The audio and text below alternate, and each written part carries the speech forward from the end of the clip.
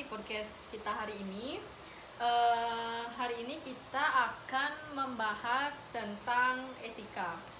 Nah, sebelum lanjut lebih jauh, izinkan kita mengaturkan panganjali terlebih dahulu. Panganjali. Om Swastiastu. Dan izinkan kita juga untuk memperkenalkan diri terlebih dahulu. Perkenalkan, nama saya Niputu Sri Sugiartini, nomor absen 20. Perkenalkan, nama saya Putu Dina Saraswati, nomor absen 24. Baik, sebelumnya apa kabar Dina? Kabar baik, Sri.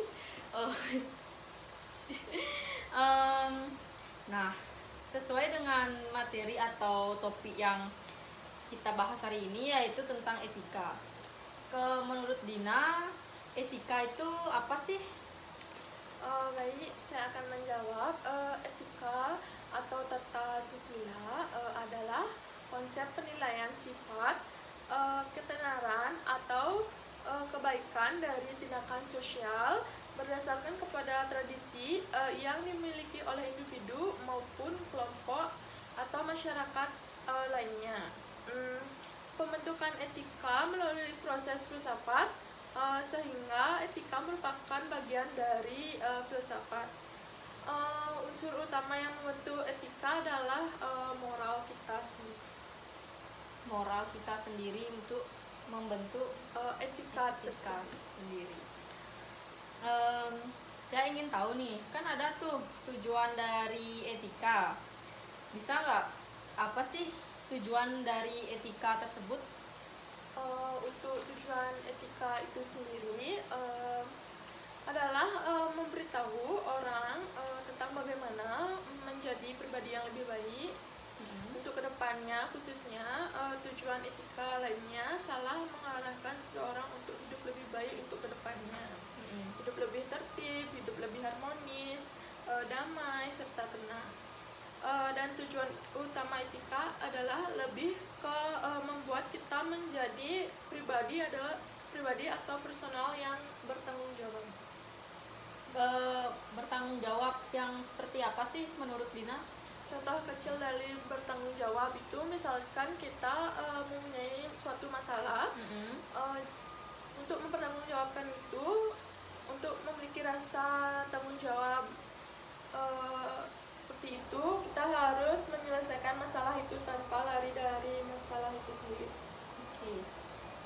Kalau contoh etika tuh gimana sih? Contoh kecil dari etika itu ada 3. Yang pertama, tidak meludah di depan orang lain. Meludah itu meludahin apa gitu?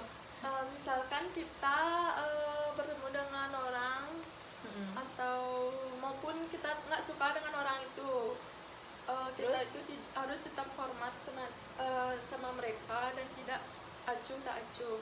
Terus yang kedua, berbicara yang baik dan sopan. Seperti tidak bicara yang tidak baik dan sopan itu seperti apa namanya? Tidak asal bunyi gitu ya, ceplos-ceplos. Ya. Terus yang ketiga, menggunakan pakaian yang pantas atau sesuai dengan keadaan. Misalkan kalau kita ke kampus, kita kan tidak mungkin memakai pakaian yang suka-suka kita kan, soalnya kan dari kampus tuh sudah ada kayak seragam yang sudah diberikan kepada mahasiswa yang patut kita patuhi peraturannya. Seperti itu kurang lebihnya. Nah, sebelumnya mungkin Dina tahu apa sih prinsip dari etika itu menurut Dina? Baik, ada 4 prinsip etika, yaitu salah satunya tanggung jawab, keadilan, otonomi, dan serta integritas moral. Apa sih itu menurut Dina? Keadilan itu otonomi, integritas moral, sama tanggung jawab yang Dina ketahui? Tanggung jawab itu ya yang seperti saya sampaikan tadi. Sifat bertanggung jawab itu seperti misalnya kita mempunyai masalah besar kecilnya masalah, tetap kita harus lakukan dengan rasa bertanggung jawab. Terus yang kedua ada Keadilan. keadilan.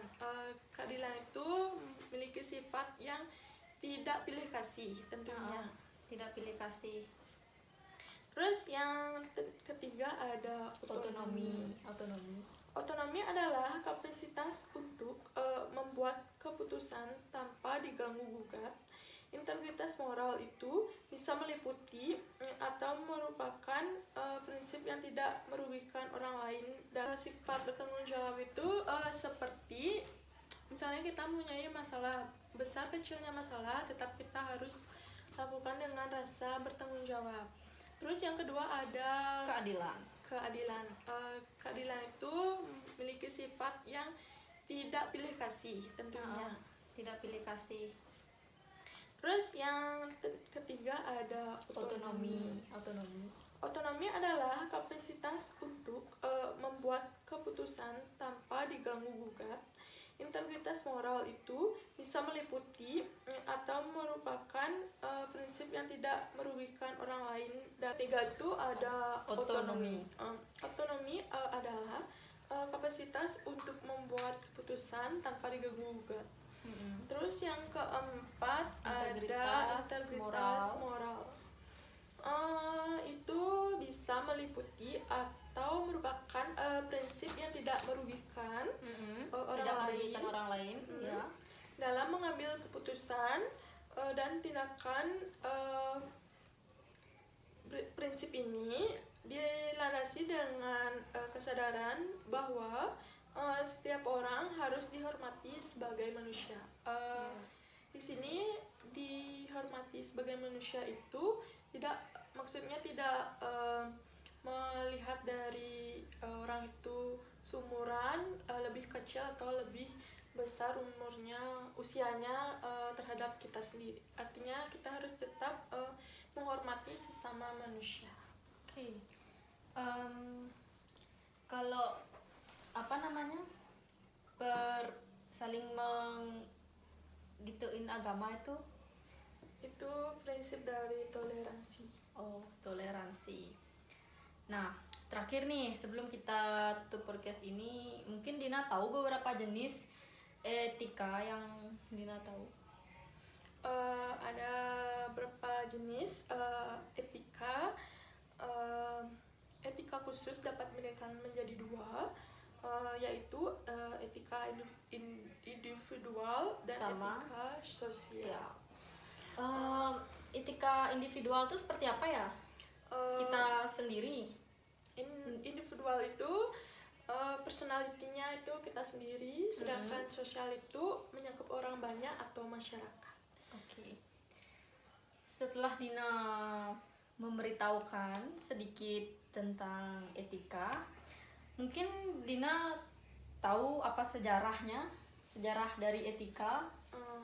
Sejarah dari etika tersebut berawal dari mencangkup pelatihan etika para elit di Mesir kuno, Bita Suci Weda di India, dan para filsuf Tiongkok Klarif seperti Confucius dan Mozi.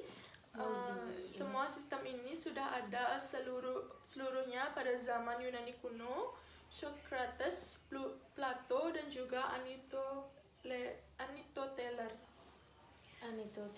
Ya. Kalau apa sih yang mendasari terbentuknya etika gitu?